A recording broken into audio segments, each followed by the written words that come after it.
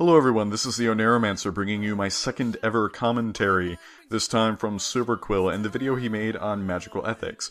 And I'd figure I'd throw in my 2 cents as I'm both a philosopher and a witch, and show how this perspective impacts how I view both the show and the examples he brought up about magic, ethics, and, all the good stuff. Alright, now when it comes to occultism and morality, this is a very complex subject. I've read over a dozen books on occultism, and the short answer to all this is that no, there is no morality. But I am going to say this right now. I'm not going to debate it in the comments section, and here's why. The first reason is that I'm not here to prove it as a thesis, because that's not the point of this video. I'm here only to provide a perspective. Yes, I am oversimplifying it greatly, and it will probably seem at times as though I'm talking about morality in different terms, but yeah, you are going to have to bear with me because it'd be way too complex, and this video would be many hours long and probably not even scratch the surface if I tried to do it in a more sincere way. Now this is where it gets complex. Although occultism discards morality, there are factors in place that impact how the practitioner may act. For instance, there are sets of laws and rules, and I'll bring up one in a moment. The practitioner may also be an unfettered pragmatist who has no restrictions on what they do. There may be someone who still focuses on practicality to a degree, because, everything needs practicality to a degree, but they may put restrictions in place based on their sensibilities or personal beliefs of theirs. The closest thing I've really seen to a morality or moral tenet at all seems to be the Wiccan Rede, which says, "And it harm none, do what you will." But even then, that's not really a commandment, that's more just a suggestion. Now, I am going to bring this up because it is going to be immediately relevant in the video soon, and it's called Threefold Law, or Thricefold Law. And what that is, energy being sent out into the world, and Threefold Law states, if you send out energy, be it positive, negative, or whatever, it is going to return to you thricefold. This is viewed more as a principle of energy.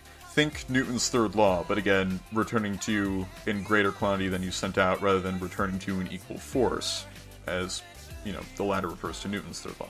Now, the idea with all this is that you're trying to sort of bend things in your favor, so that when you light the candle, in the quote that Silver Quill gave, then the resulting actions from the casting of the shadow are going to impact you favorably. And this can involve working with some of those laws, such as Threefold Law. I will say this, though, for the sake of the viewer, this video is going to go on as though Threefold Law is a thing that exists and is binding, because there are occultists out there who do not believe in Threefold Law.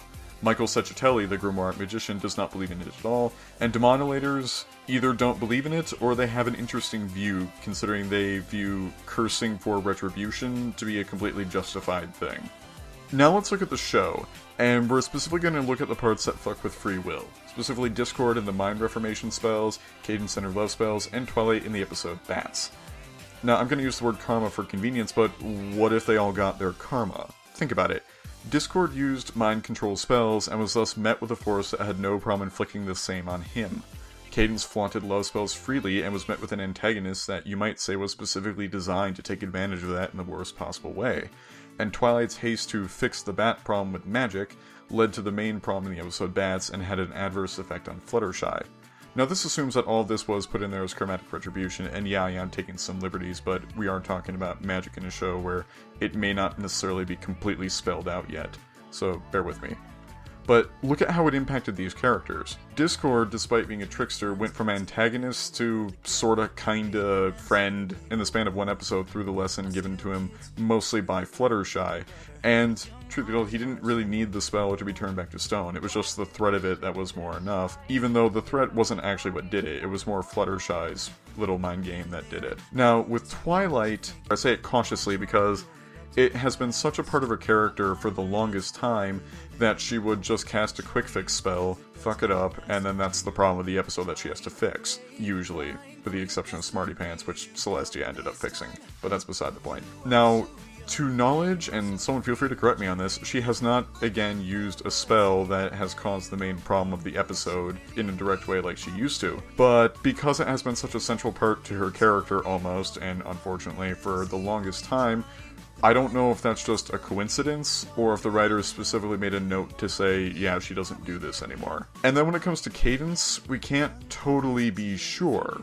because we don't see enough of Cadence to know if she still just does what she does anyway, despite the changeling thing, or if she has since not done it as much. Now, on a meta level, and that's kind of what I'm looking at this as, sometimes it does take more than one attempt to do it. So even if there are later instances of Twilight just casting a spell, although the meta reason is, hey, it's a different writer or whatever, it is true in real life that, yeah, regardless of whether you want to call it consistent writing or not, or realistic writing, sometimes it does take you more than one attempt to learn a lesson. Other people just need one scary brush, and then they're good. Now, Twilight's haste was also brought up by Silver Quill, and sometimes, I know from experience that a quick fix can sometimes solve an issue if the issue is not complex, or you're just trying to nip something in the bud before it becomes complex, or similar, but that's probably not the kind of quick fix that he's referring to, nor the situation. Regardless, I thought I'd put it in there anyway. I know that for the sake of the show being entertaining, it probably is more entertaining for Twilight to fumble a few spells every now and then try and fix it. But this would also show that Twilight really isn't a good witch or magician, because a lot of the times her problems are caused by her using a spell completely irresponsibly, as though just being able to cast is evidence of being good at magic, which is not true to the occultist. You have to be good not only at casting but controlling the outcome, and use it responsibly. You have demonstrated complete disregard for even the most basic protocols! Now, all the practitioners and all the books I've read are encouraged to put a lot of forethought and consideration before casting. In addition, there are courses, such as Donald Michael Craig's, a personal favorite of mine, that also have you do divinations in preparation to ensure there isn't an undesirable, unforeseen, or negative outcome. Though despite her talent in magic, it would seem Twilight is actually terrible at divination, considering even when her future self came back to literally spell things out for her almost. Well, not quite literally, but you get the idea. She still blew it. And if you ask me, that's actually pretty much a good way to balance her out. Granted, the only divination we see in Equestria is the example of time travel, which technically counts, oneromancy, in the form of Luna's dream magic, if you wonder what my old name meant, and astrology. But still, I think it would be a cool episode idea to show a branch of magic that Twilight totally isn't good at. Although, to her credit, we have yet to see in Equestria anything simple or as easily accessible. Well, actually, I take that back, not really simple, just as easily acceptable as, say, rune cards, or rune stones, or tarot cards. Now, the last point I'm going to cover is when Silver Quill talked about responsibility, and all I wanted to do was expand on that because he is correct.